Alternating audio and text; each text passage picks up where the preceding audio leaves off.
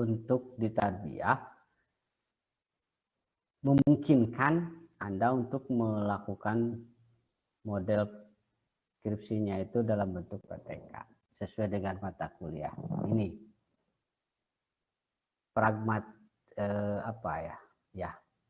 tujuan pragmatis yang bisa diraih pada kesempatan yang paling dekat. Mata kuliah ini bertujuan untuk mengantarkan Anda ketika ada seseorang yang ingin menyelesaikan studinya itu dalam bentuk tugas akhir dalam bentuk PTK. Memang debatable sih sebetulnya skripsi dalam bentuk PTK ini di para dosen juga. Tapi intinya bahwa ya debatable-nya adalah pertama Anda karena dianggap belum mengajar. Karena kalau PTK itu intinya kan ada kelasnya gitu ya. Ada tindakan kelasnya. Nah, kelasnya diasumsikan adalah seseorang yang sudah sering ngajar di kelas itu. Tapi masalahnya adalah Anda sudah di semester besok kalau tidak salah semester 7 Anda sudah diperbolehkan untuk PPL. Nah, golongan yang menyetujui bahwa PTK bagian dari studi tugas akhir studi S1 untuk tarbiyah itu karena memang dianggap bahwa ngajarnya itu di kelasnya itu diasumsikan ketika sedang melaksanakan PPR maka menjadi sah. Itu kelompok ini. Yang keduanya yang di perbedaannya itu siapa yang jadi observer, siapa yang menjadi ininya, apakah gurunya ataukah si penelitinya, kan gitu. Kan gitu. Biasanya kan yang jadi observernya itu ya guru melaksanakan pembelajarannya sesuai dengan rencana pembelajaran atau RPP, maka ada observer yang melakukan observasi terhadap proses pelaksanaan pembelajaran yang dilakukan oleh guru. Nanti dari hasil observasi itu dianalisis. Nah, hasil analisislah itulah yang dijadikan sebagai bahan untuk pelaporan terhadap pelaksanaan pembelajaran. Intinya sebetulnya PTK itu adalah itu. Pelaporan keberlangsungan proses pembelajaran.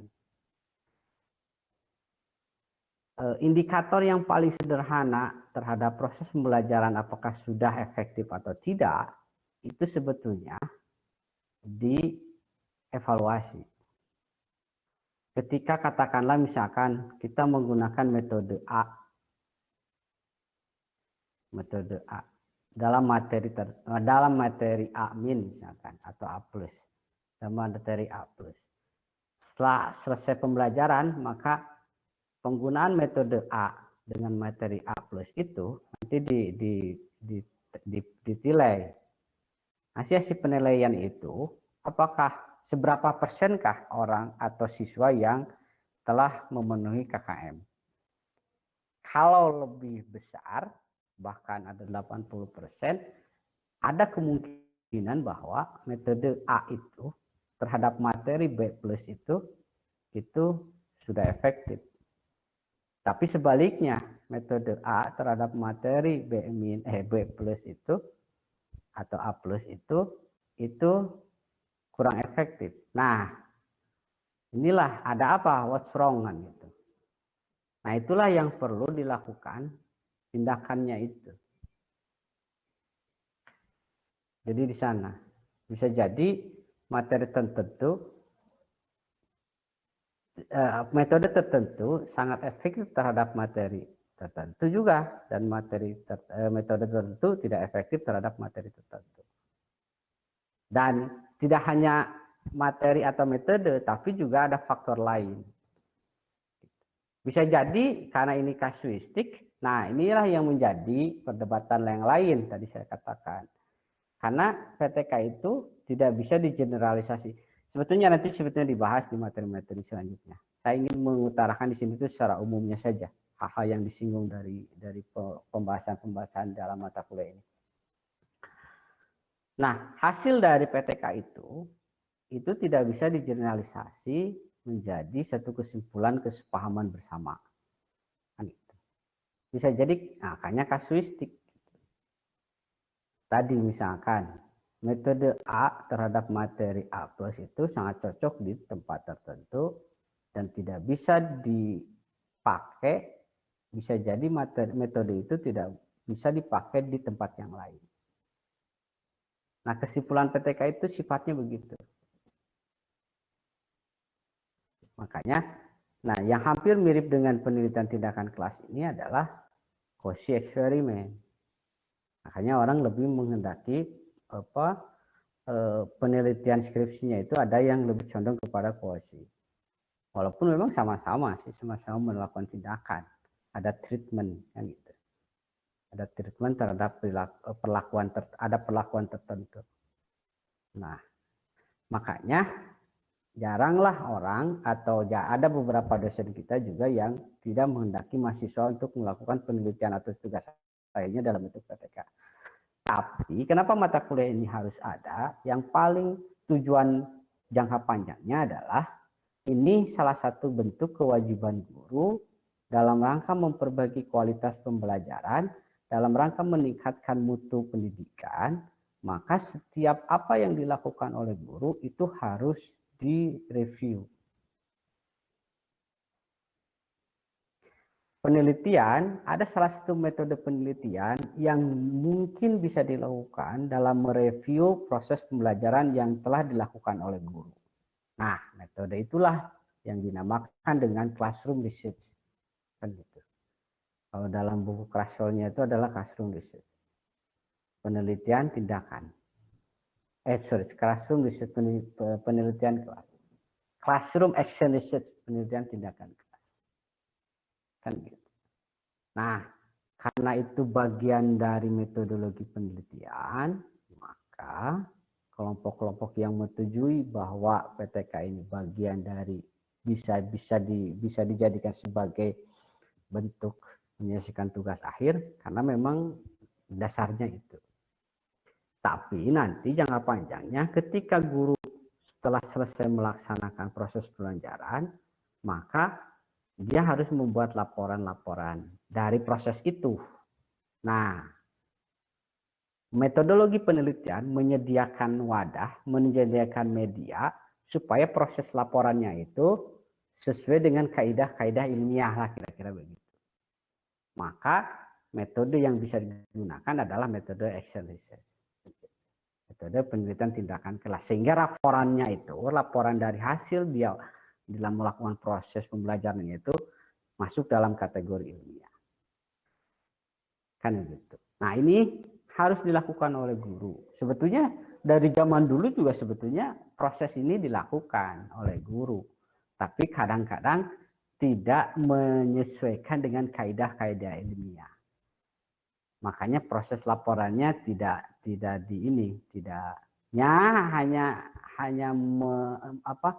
hanya menyelesaikan tugas administratif dia saja sebagai seorang guru. Nah, jadi sambil berjalan melakukan proses pembelajaran, di samping itu guru juga bisa melakukan proses evaluasi. Makanya yang lebih objektif itu, yang jadi observernya lebih bagusnya adalah selain guru itu tersebut. Jadi ada bisa teman sebaya atau lebih bagusnya dari luar, sehingga objektivitas ketika melakukan review penilaian proses pembelajaran akan lebih objektif dibandingkan dengan teman sebaya di sekolah tersebut. Nah, makanya mata kuliah ini menjadi penting bagi Anda karena memang tadi dua hal tadi. Pertama, bisa menyelesaikan skripsi. Tujuan yang jangka panjangnya adalah karena Anda akan menjadi seorang guru. Dan guru dituntut untuk melakukan proses perbaikan pembelajaran melalui tindakan-tindakan yang dia lakukan di kelas. Dalam bentuk, laporannya adalah dalam bentuk ilmiah. Maka hal yang bisa dilakukan adalah menggunakan metode penelitiannya yaitu metode tindakan kelas atau penelitian tindakan class action research gitu ya. Nah itu, jadi intinya itu. Nah, supaya nanti, makanya saya ini screen share ya di silabus. Ya. Nah di sini makanya mata kuliah ini ada prasyarat yang harus diselesaikan dulu sebetulnya sebelum mengikuti ini penelitian tindak mata kuliah ini. Sebab dia harus sudah selesai dulu metode penelitian, mata kuliah belajar dan pembelajaran yang di dalamnya ada tentang metodologi metodologi belajar, media pembelajaran, terus membuat perencanaan pembelajaran, lain-lain sebagainya, kan gitu. Yang pada akhirnya nanti ketika Anda memasuki mata kuliah bimbingan skripsi itu sudah klop gitu, sudah sesuai. Nah, langkah-langkah penyelesaian skripsinya itu bisa mengikuti metode skripsi, tapi teknik atau langkah-langkah metodologi penelitiannya bisa menggunakan PTK, bisa menggunakan metode yang lainnya. Nah, khusus mata kuliah ini adalah khusus mata kuliah yang mengarahkan Anda ketika mau penelitian skripsinya menggunakan PTK bisa menggunakan mata kuliah ini. Tapi sekali lagi tujuan akhirnya jangka panjangnya yaitu hal kewajiban yang dilakukan oleh sang guru ketika setelah melakukan proses pembelajaran untuk mengetahui keefektifan dalam penggunaan metode media, terus pendekatan dan sebagainya tertentu itu bisa melakukan dengan tindakan kelas ini. Itu sebetulnya. Nah, di deskripsi ini kan sudah dijelaskan untuk meningkatkan mutu pembelajaran. Jadi mahasiswa diharapkan akan mampu mengembangkan penelitian tingkat sebagai kemampuan utama guru dalam meningkatkan mutu praktek pembelajaran di sekolah ataupun di madrasah. Jadi tujuan jangka panjangnya ini sebetulnya. Ketika Anda sudah menguasai mata kuliah ini, maka diharapkan nanti ada peningkatan mutu pembelajaran yang pada akhirnya mutu pendidikan di kita itu semakin meningkat. Karena setiap kali ngajar guru melakukan proses pembelajaran itu dilakukan review dilakukan dalam bentuk laporan-laporan hasil proses pembelajaran dalam bentuk atau kaidah-kaidah ilmiah. Oke.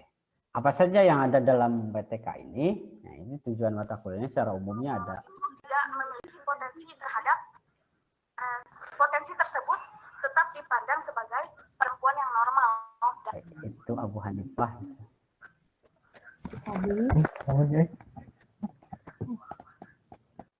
Abu Hanifah tapi gambarnya laki-laki. Nah, oke, sudah normal lagi. Nah, ini tujuan ada enam yang harus dikuasai ketika sudah menyelesaikan mata kuliah ini. Pertama ya pasti memahami pengertian ruang lingkup karakteristik PTK, fungsi dan peran penelitian pendidikan, penelitian tindakan penelitian kelas dalam pengembangan proses pembelajaran, terus mengembangkan masalah-masalah yang terlihat dalam tindakan dan lain sebagainya. Oke, nah inilah tujuan tadi, tujuan mata kuliah tadi nanti dituangkanlah dalam bentuk pokok-pokok pembahasan dalam perkuliahan. Nanti saya mohon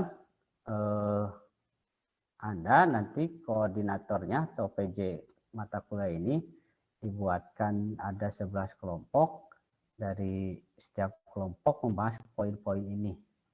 Jadi mulai minggu depan Anda sudah mulai membuat kelompok. Jadi kalau ada berapa ini 41 ya, 41 dibagi 11 silakan saja. Yang pasti setiap kelompok melakukan presentasi dari materi-materi ini. Sehingga nah di akhir nanti kami harapkan memang ya karena ini tim teaching, kami berharap bahwa walaupun sekali lagi walaupun Anda tidak akan menggunakan nanti di metode penelitian dalam pembuatan skripsinya menggunakan PTK, tapi diharapkan di selesai mata kuliah ini Anda sudah bisa membuat desain ajuan penelitian atau proposal penelitian yang harapannya memang silahkan saja untuk dilanjutkan di penulisan karya ilmiah tadi atau penyelesaian studi Anda dalam bentuk skripsi. Tapi setidaknya walaupun itu tidak bisa dilakukan, setidaknya Anda sudah tahu bagaimana cara membuat proposal PTK. Yang pada akhirnya sekali lagi ini akan sangat berguna ketika nanti Anda sudah mengajar di sekolah masing-masing. Yang sangat, dan itu yang selanjutnya bahwa PTK ini menjadi kewajiban sekarang itu oleh guru, itu guru wajib melakukan proses penelitian dan menjadi bagian kewajiban guru. Maka PTK inilah yang menjadi media paling mungkin dilakukan oleh guru ketika memenuhi kewajiban tadi. Jadi dia di sisi lain dia bisa melaksanakan kewajibannya untuk mengajar di kelas, di sisi lain guru juga bisa melakukan kewajibannya dalam bentuk penelitian ini. Maka PTK ini yang paling mungkin yang bisa dilakukan oleh guru untuk memenuhi tadi, untuk memenuhi dia kewajibannya untuk mengajar dan juga kewajiban untuk melakukan proses penelitian. Maka mata kuliah ini memang mata kuliah yang dikhususkan di Fakultas Tarbiyah karena memang orientasinya adalah untuk menjadi seorang guru. Sekali lagi saya harapkan, memang jarang sih di skripsi ini mahasiswa mengambil pendekatan atau metode penelitiannya PTK. Tapi ingat, ada tujuan jangka panjangnya. Gitu. Kalaupun, begitu. Nanti tujuan jangka panjangnya tadi. Oke. Itu karena menjadi penting mata kuliah ini yang harus dilakukan, yang harus diselesaikan oleh mahasiswa, terkhusus mahasiswa yang ada di Fakultas Tarbiyah. Mungkin itulah secara umumnya yang ingin saya sampaikan di pertemuan perdana ini. Saya berharap nanti ke PJ-nya dibuatkan kelompoknya, 11 kelompok, nanti di-share saja di grup nama-nama kelompoknya. Oke, itu. Ada lagi? Ada yang ingin Anda sampaikan? Silakan.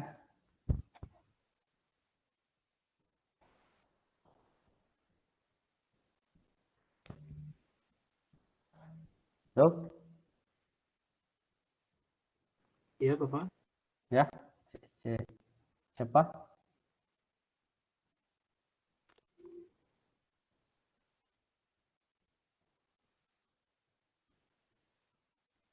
Ya, nanti pembelajarannya, pembelajarannya kita menggunakan, kalau presentasi Anda boleh menggunakan media apapun. Kalau Anda mau berbentuk Zoom meeting begini, virtual begini, ya silakan. Kalaupun pakai media yang efektif yang lain juga silakan. Yang pasti ada media presentasi, itu saja sebenarnya intinya. Kalau Anda punya kuota dan sekali-kali saya ingin presentasi di Google Meet misalkan, ya silakan. Nanti tapi laporan saya juga harus membuat laporan perkuliahan. Nanti setiap Anda menggunakan media apapun, nanti saya akan tempel di LMS gitu, sehingga itu menjadi laporan perkuliahan setelah kita lakukan. Jadi kalau Anda mau menggunakan media WA grup misalkan, tapi papernya atau ya makalah-makalahnya dan PPT-nya itu nanti di-share di LMS, sehingga nanti ada dokumen yang paten gitu, yang paten kalau di LMS. Kalau diskusinya Anda bisa menggunakan WA group bisa, atau bisa menggunakan forum diskusi. Nanti saya sediakan forum diskusi di LMS. Pokoknya setiap pertemuan pasti akan saya sediakan wadah untuk melakukan proses diskusi. Mulai dari menempelkan mata kuliah paper atau makalah yang akan Anda presentasikan, nanti orang lain akan baca, dan forum-forum yang lainnya sebagai tanya jawab. Dalam proses tanya jawab itu juga tidak harus dijawab oleh yang mempresentasikan atau kelompok itu, bisa dijawab oleh siapapun. Saya berharap bahwa setiap yang ada di sini itu, karena ini bersifat tidak langsung gitu ya, Anda bisa mengomentari atau melakukan memberikan pertanyaan atau memberikan komentar. Saya berharap begitu. Dengan pembelajaran ini semua orang bisa aktif lah, kira-kira begitu. Kalau belajar di kelas kan Anda bisa jadi yang malu-malu, susah gitu ya mengeluarkan gagasan itu karena diucapkan secara langsung kan gitu. Tapi saya berharap kalau di LMS ini, ya masa iya sih nulis malu-malu kan begitu. Saya nulis malu-malu ya tinggal. Jadi artinya maksud saya tidak ada istilah satu orang pun yang tidak berkomentar, yang tidak mengeluarkan gagasan ketika melakukan proses pembelajaran di LMS ini. Kan begitu. Jadi setiap pertemuan pun anggapan saya, setiap mahasiswa itu punya nilai dari aktivitas yang dia lakukan. Aktivitas itu bisa bentuk komentar, bisa bentuk sanggahan, bisa bentuk pertanyaan, bisa bentuk jawaban, kan begitu. Intinya setiap pertemuan ada aktivitas. Oke, jadi itu teknis sains perkuliahannya ya. Nah, nanti kalau mau meet langsung menggunakan Google Meet atau apalah, silahkan aja nanti informasikan di GWA dan linknya pasti akan saya tempel di LMS. Begitu kira-kira. Oke. Ada yang ingin disampaikan? Saya mau bertanya, Pak. Ya, Cep, silakan Cep. Ya, nama saya Cecep Muhammad Ridwan. Pak mau bertanya kalau teknis UTS sama UAS-nya bagaimana ya, Pak? Ya. Nah, di silabus saya sudah tempel di LMS, nanti Anda bisa cek silabus. Sebetulnya saya tidak mau bersifat teoritis di mata kuliah ini karena targetannya adalah sangat terukur gitu. Bahwa PTK ini Anda bisa membuat laporan penelitian tindakan kelas lah kira-kira begitu. Maka kalau pertemuan awal-awal pasti bersifat teoritis kan gitu. Kalau dilihat, makanya nanti Anda lihat di silabus. Nanti di ke bawahnya Anda sudah mulai setelah UTS itu bagaimana cara mengumpulkan data PTK, bagaimana cara membuat tindakan refleksi dalam penelitian tindakan kelas, bagaimana cara menganalisis data, kan gitu. Nah, termasuk nanti di UTS-nya pun di sini Anda menyerahkan laporan hasil observasi. Nah, hasil observasinya kalau memungkinkan Anda untuk datang ke sekolah lebih bagus. Tapi kalau tidak memungkinkan datang untuk ke sekolah, ya bisa membentuk media yang lain. Apa yang harus diobservasi? Ya, yang berkenaan dengan pembelajaran di sana. Yang diharapkan nanti hasil observasi itu Anda bisa menganalisis kira-kira ruang mana yang bisa dilakukan perbaikan dalam rangka meningkatkan mutu pembelajaran, kira-kira begitu. Baik metodologinya, medianya, kan gitu.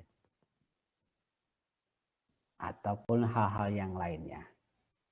Bagusnya sih memang observasinya itu ke sekolahnya, tanya-tanyanya itu langsung. Tapi rata-rata sekolah kan sekarang sudah ada yang buka ya, sudah walaupun digilir gitu, walaupun setengahnya. Tapi setidaknya Anda bisa melakukan janjian, kan gitu. Nah, itu hasil observasinya. Jadi nanti hasil observasi yang sudah Anda, nanti sebetulnya template-nya itu ada. Apa saja yang harus ada di observasi untuk memenuhi UTS ini. Nah, untuk nanti UAS-nya adalah membuat proposal utuh PTK.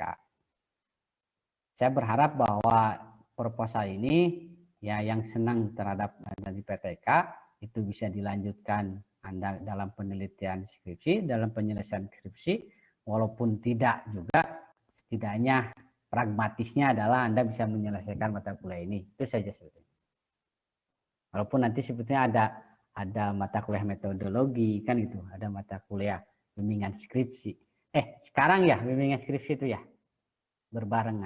Baru metodologi, Pak. Baru metodologi. Penelitian. Nah, apalagi nanti sebetulnya, tahun kemarin misalkan berkaca ke tahun kemarin, Pak, kok sama ya langkah-langkahnya? Ya pasti sama kan gitu. Nanti di metodologi juga ada analisis data, ada teknik pengumpulan data kan gitu. Akan sama. Justru itulah ketika Anda banyak informasi yang pada akhirnya Anda akan memiliki pemahaman yang utuh gitu, berkenaan dengan metodologi penelitian terutama. Makanya nanti di materi-materi ini juga setelah UTS-nya saya katakan itu sangat metodologis sekali, sangat metodologi penelitian sekali. Bagaimana? Tapi ada hal yang unik di PTK itu. Ada siklus namanya nanti. Ada siklus pertama, siklus kedua. Tapi di setiap siklus itu melakukan proses sama. Ada pengumpulan data, ada analisis data. Nah, pengumpulan datanya bisa kalau mau angket, mau observasi langsung ya silakan, mau tes ya silakan, mau tes. Itu sama persis. Terus nanti analisisnya bagaimana kan gitu. Sama persis. Makanya ini satu kesatuan. Dan mata kuliah metodologi juga sebetulnya nanti prasyarat Anda untuk menyelesaikan bimbingan skripsi. Makanya kalau sudah lulus semester ini, semester 6, semester 7, itu sebetulnya secara teori itu sudah tidak ada hal yang tidak mungkin mahasiswa untuk tidak selesai di semester 8 sebetulnya. Karena memang review kurikulum itu sudah memikirkan hal tersebut. Bahwa mata kuliah ini harus disimpan di mana, dan sebagainya. Makanya sebetulnya selesai tepat waktu itu mungkin. Sangat mungkin. Sebab apalagi di semester 7, semester 6, 7, 7 lah, 6, 7, 8 itu biasanya tambahan-tambahan. Itu biasanya di sana banyak bentrokan gitu. Hanya nanti juga Anda akan merasa, dengan ini sama dengan ini pasti akan begitu. Nanti akan nyambung dengan evaluasi pendidikan. Sebab nanti apalagi ketika menggunakan metode teknik pengumpulan datanya adalah tes misalnya. Pasti berhubungan dengan evaluasi pendidikan dan sebagainya. Itu pernah terjadi gitu. Pernah terjadi. Saya harap Anda tidak bosan-bosan. Bosan geningan.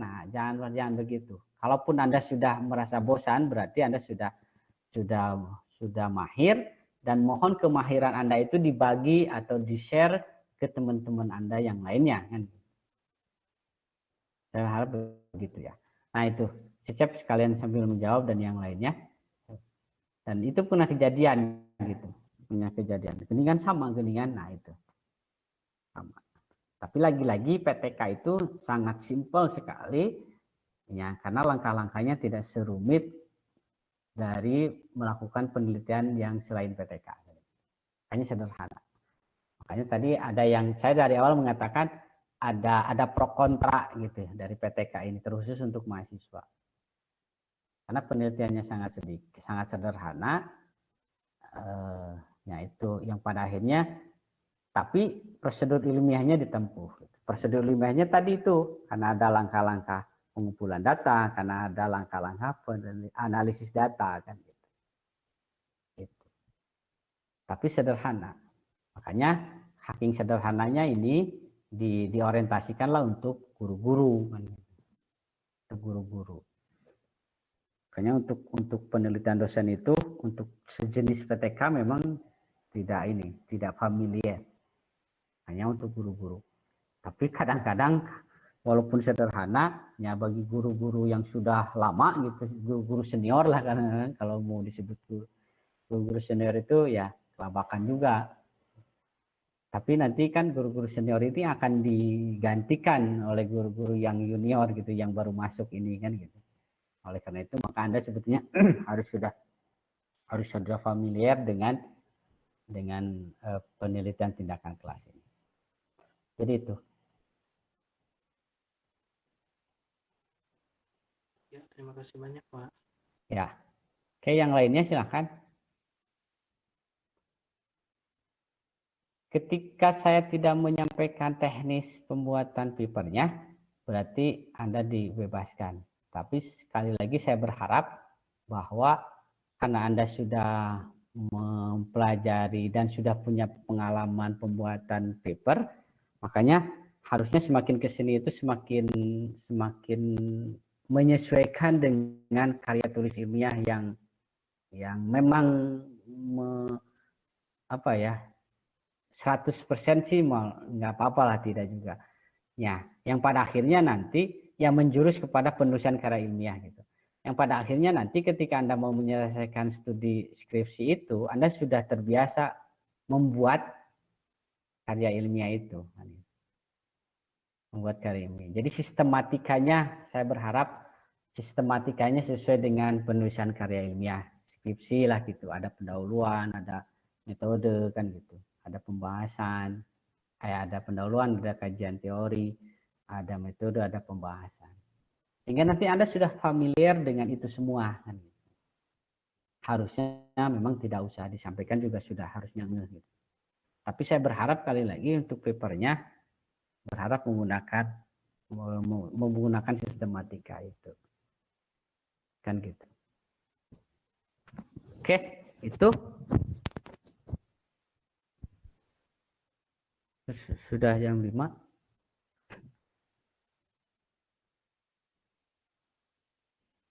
Ada lagi selain Cecep? Pak, saya izin bertanya, Pak. Ada, silakan Abu Hanifah.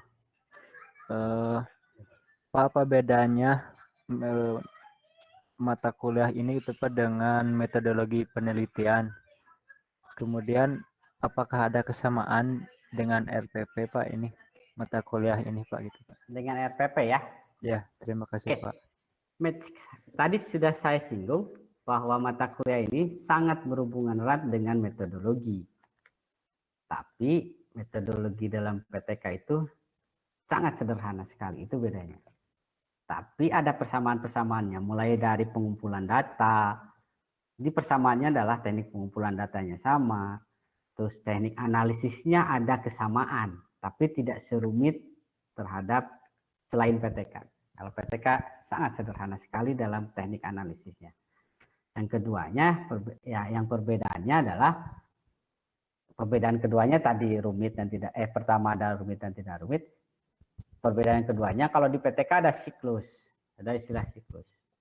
Setiap siklus itu ada teknik pengumpulan data, ada analisis data. Sehingga diketahuilah setiap siklus, efektivitas dari setiap siklus itu. Dari mana cara menentukan siklus? Dari tujuan pembelajaran.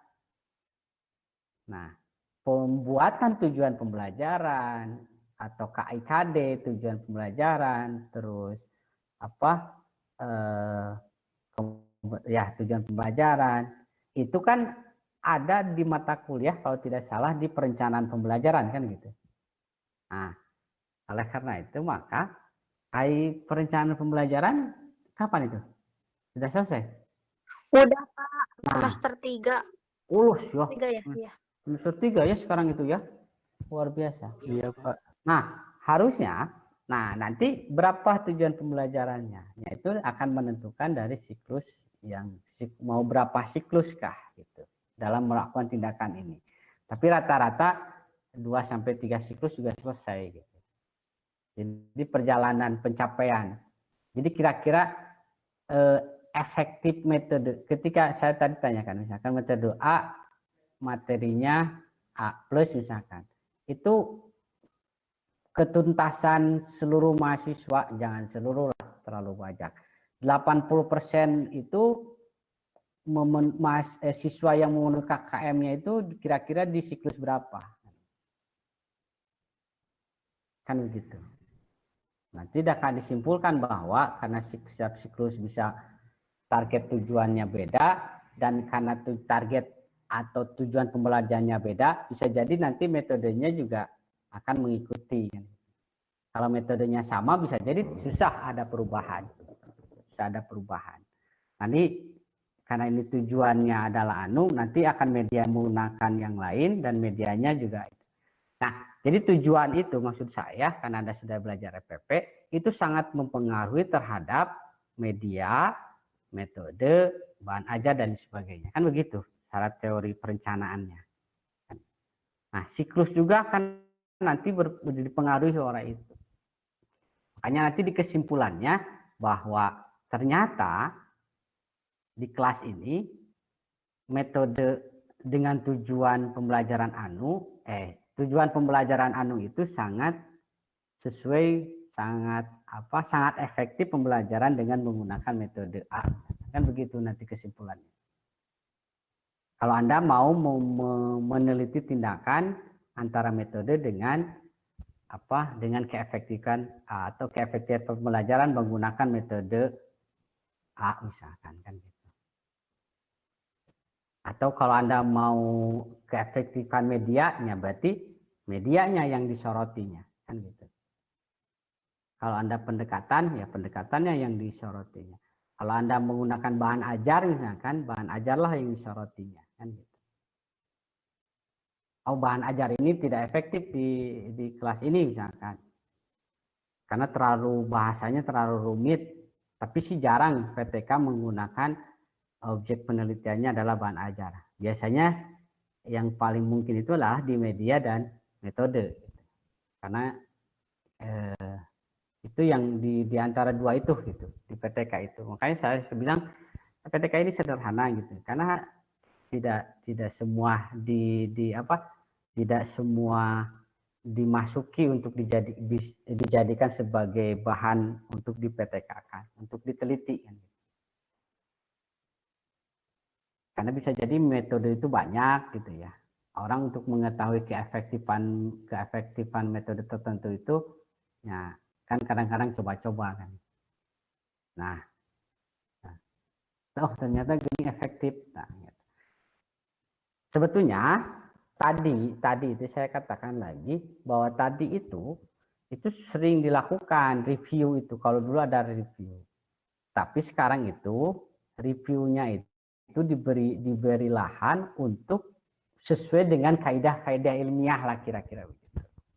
Nah, medianya untuk menyesuaikan dengan kaidah-kaidah ilmiah itu yaitu action research kan gitu. Menggunakan classroom action research. Jadi melakukan tindakan kelas. Pada akhirnya nanti laporan setelah proses pembelajaran dilakukan itu bisa sesuai dengan kaidah. Apa Korea sesuai dengan kaidah ilmiah, ya silakan saja kan. Berarti laporan seperti biasa kan. Anda buat RPP misalkan. Anda nganilai, Anda membuat nilai siswa, sudah selesai gitu. Secara administratif begitu. Tapi sekarang dikembangkanlah pengetahuan itu supaya ini bersifat ilmiah, maka yang tadinya hanya bersifat administratif itu pelaporannya itu disesuaikan dengan kaidah-kaidah ilmiah. Maka media yang paling mungkin yang bisa dilakukan adalah yaitu penelitian tindakan kelas. Begitu. Tapi dari dulu juga sudah sering guru melakukan ini, silakan aja. Setidaknya Anda tanya-tanya misalkan nanti, ketika Anda sudah ngajar, Anda punya teman sebaya misalkan, nanya, katakanlah namanya si Ujang lah, ada namanya Ujang di sini. Jang, nanti perhatikan ya saya ngajar, saya nanti kurangnya apa gitu. Terus apa yang harus saya perbaiki. Sebetulnya itu juga PTK sebetulnya kalau mau dilaporkan sesuai dengan kaidah-kaidah ilmiah penelitian. Karena ada observasi yang dilakukan oleh orang lain untuk mengetahui kekurangan dan kelebihan dari apa yang sudah saya lakukan dalam mengajar. Dari dulu juga begitu sebetulnya. Dari dulu itu sebetulnya, tapi sekali lagi yang kesini supaya laporan tadi itu observasi tadi itu sesuai dengan kaidah ilmiah, maka menggunakanlah ini. Pendekatannya adalah pendekatan PTK.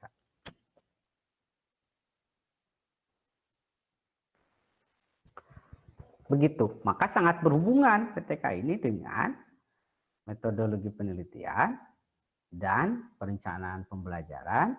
Tadi oke disinggung di silabus. Terus belajar. Ada mata kuliah belajar dan pembelajaran ya? Ya, yang di dalamnya kalau metode dan model pembelajaran ada? Ada Pak, ada. Pak. Ya, itu berhubungan dengan media. Kalau dulu zaman saya itu media pendidikan atau media pembelajaran. Kalau sekarang apa namanya? Iya, media pembelajaran. Media pembelajaran. Nah, itu komponen-komponen itu ya erat kaitannya dengan PTK. Pokoknya segala sesuatu yang dilakukan, aktivitas yang dilakukan oleh guru ketika mau mengajar, itulah yang akan dijadikan, itulah yang berhubungan langsung dengan penelitian tindakan kelas. Kan begitu. Makanya memang mata kuliah ini tidak ada di fakultas lain. Kan jelas kan, singkatan lagi jelaskan kelas gitu ya. Intinya adalah kelas. Nah, karena kelas identik dengan guru, bukan ini hanya identik sebetulnya, karena memang berkaitan erat dengan guru, maka hal-hal yang berkenaan dengan keguruan itu harus dipelajari terlebih dahulu. Perencanaan, model dan metode pembelajaran, terus apalagi belajar dan pembelajaran, media pembelajaran, bahkan kalau yang nanti menggunakan teknik analisis, teknik pengumpulan datanya tes, itu sangat berkaitan erat dengan evaluasi pendidikan. Anda sudah belajar evaluasi pendidikan? Sudah yang satu Pak, sekarang ada. Iya benar, ada dua ya. Ada dua betul. Nah, yang satu juga sebetulnya sudah mumpuni untuk melakukan analisis tes itu, karena memang hubungannya dengan itu. Nah itu sebetulnya PTK ini sangat praktik harusnya, gitu. Tapi karena memang situasinya begini, ya jadi praktiknya tidak kelihatan, gitu. Seharusnya ringan saya mata kuliah ini tuh. Sangat ringan. Makanya aku sebab mata kuliah ini orientasinya praktik, maka nanti tugas UTS dan UAS-nya itu sederhana. Anda UTS-nya membuat lembar observasi, nanti template-nya akan saya berikan ketika UTS, dan yang keduanya Anda harus membuat proposal penelitian UAS-nya ya, UAS-nya Anda harus membuat proposal PTK. Nanti template-nya pun juga akan saya kasihkan ketika mau menjelang UAS. Karena memang itulah sebetulnya target utamanya. Praktik.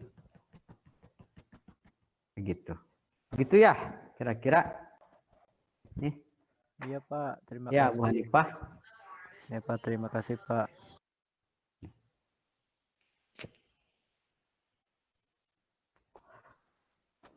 Ada lagi? Oke, kalau tidak ada, berarti sudah dianggap cukup. Saya berharap nanti PJ-nya silakan lanjutkan untuk membuat kelompoknya dan menyiapkan segala sesuatunya untuk pertemuan-pertemuan selanjutnya.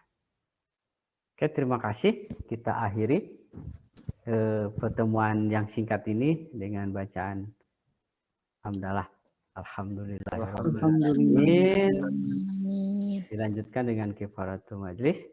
Subhanakallahumma bihamdika asyhadu an la ilaha illa anta astaghfiruka wa atubu ilaik. Terima Terima kasih. kasih. Akhirul kalam. Assalamualaikum warahmatullahi wabarakatuh. Waalaikumsalam warahmatullahi wabarakatuh. Ya, saya live duluan ya. Baik, Yuk, Pak. sama-sama. Nuhun, Pak. Sama yuk, sama-sama. Terima kasih Bapak. Sama-sama. Yo. Ali jaga Ali. Kita make naon li orang EPK-nya ya.